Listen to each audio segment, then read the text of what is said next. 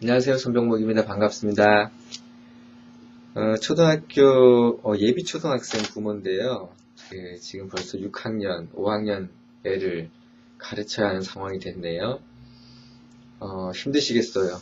이 초등학교를 아이를 초등학교 보내기 전에 이렇게 이제 초등학교를 졸업해야 되는 이런 아이를 맡게 된 거는 상당히 어떤 부담스러우실 텐데, 그 과정이 어찌됐든 간에 일단 해야 되는 상황이라면은 해야 되는 상황인 것 같아요. 그래서 이제 제가 조금 조언을 드리자면은 일단 두 아이가 그렇게 공부를 잘하는 편이 아니에요. 그죠? 잘하지 못했으니까 이제 보냈을 것 같은데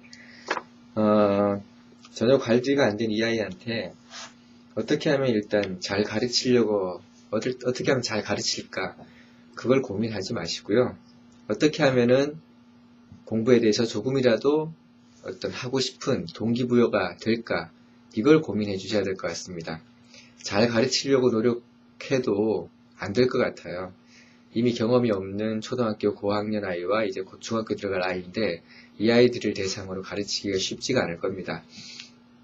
물론 안다고 해도 마찬가지예요. 지금 잘 가르치는 것, 이 아이한테 어떤 과거에 어떤 배웠던 것을 써머리, 요약, 정리해 주는 것이 엄마의 어떤 목표는 아닌 것 같아요. 그래서 지금 이 아이한테는 가장 중요한 것이 동기부여, 그리고 동기부여를 하기 위해서 어떤 먼 미래의 꿈이나 이런 걸 얘기하기 전에 과거에 배웠던 것들에 대해서 머릿속에 어떤 체계적으로 정리가 되는 어떤 그런 느낌이 들게 만드는 것, 이게 동기부여가 될 수 있어요.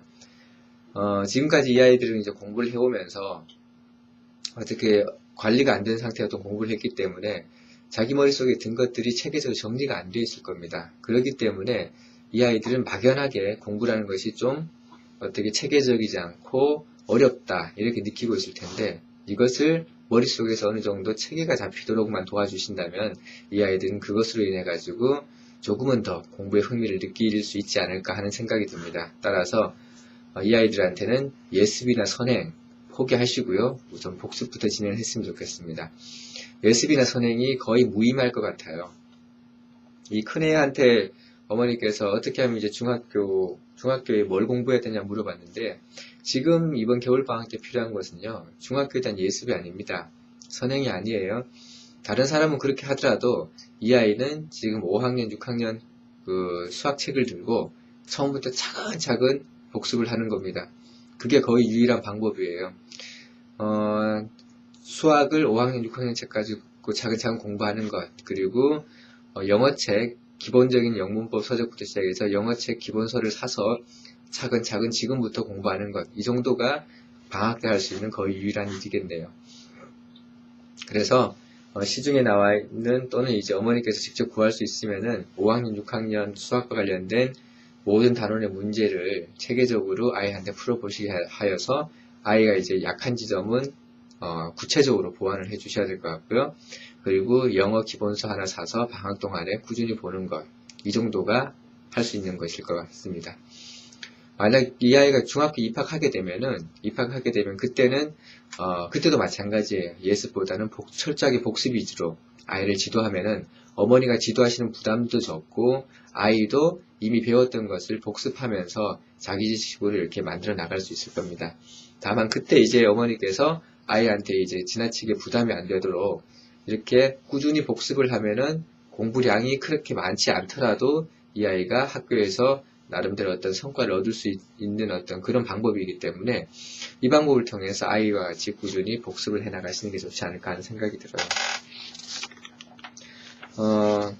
제가 이렇게 선행 예습하지 말고 복습을 하라고 했지만은 사실은 그보다 좀 더 강력한 의미를 담고 있습니다. 복습에 목숨을 걸라는 얘기예요.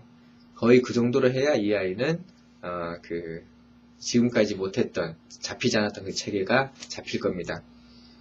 동생도 마찬가지겠네요. 이번에 6학년이 된 동생도 마찬가지일 거예요. 방학 동안에는 4학년, 5학년 수학을 전부 처음부터 체계적으로 복습을 해 주셔야 될 것 같습니다. 그렇게 하고 이제 6학년이 막상 되면은 그때도 학교 진도에 맞춰서 복습에 목숨을 걸어야 될 것 같습니다. 교재는요, 시중에 나와 있는 교재 중에서 기본서 또는 기본서 바로 위에 있는 단계를 선택을 하면 될 것 같아요. 공식 교재나 이런 것들보다는 우선은 이 아이는 시중에 나와 있는 참고서, 학과 진도 나가는 참고서 위주로 해주시고요. 어떤 독해력 차원의 독해력이나 어휘력의 문제 같은 경우는 공습 국어로 해결을 어느 정도 할 수 있을 것 같습니다. 그리고 중학교가 되면은 이제 참고서 같은 경우는 시중에 나가서 유명한 참고서들 훑어보면 돼요.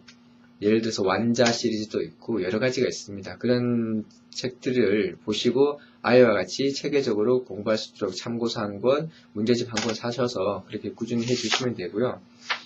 어머니께서 이렇게 직접 이렇게 다 가르치기 힘들잖아요, 중학생들. 그럴 때는 이제 웹사이트 도움을 받는 것도 필요합니다. 동영상 강의 중학생부터는 잘 되어 있거든요. 초등학생이 조금 미흡한데 중학생부터는 동영상 강의가 잘 되어 있습니다. 수박씨.com이나 mbest 같은 곳이 있어요.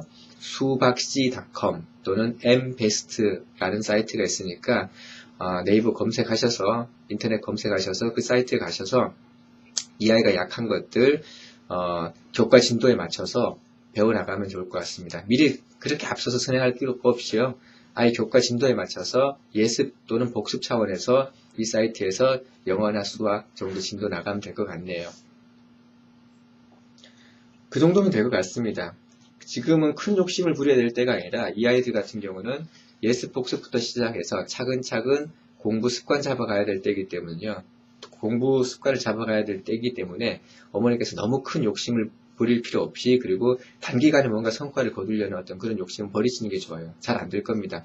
단기간에 성과를 얻기보다는 이렇게 지금부터 체계적으로 복습부터 체계적으로 해나가고 너희들이 조금 이제 능력이 되면은 너희들한테 이제 예습해 나가면서 공부를 좀 더 깊숙하게 한번 들어가 보자 해서 아이들과 같이 가볍게 시작하십시오. 아이들이 느끼기에도 가볍게.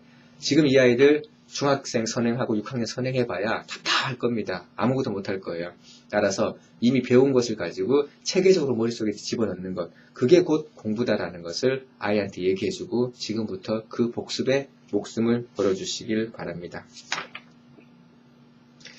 이 정도면 될 것 같아요. 다른 큰 어떤 욕심 부리지 말고 아이와 같이 복습부터 차근차근 해 나가시길 바랍니다. 고맙습니다.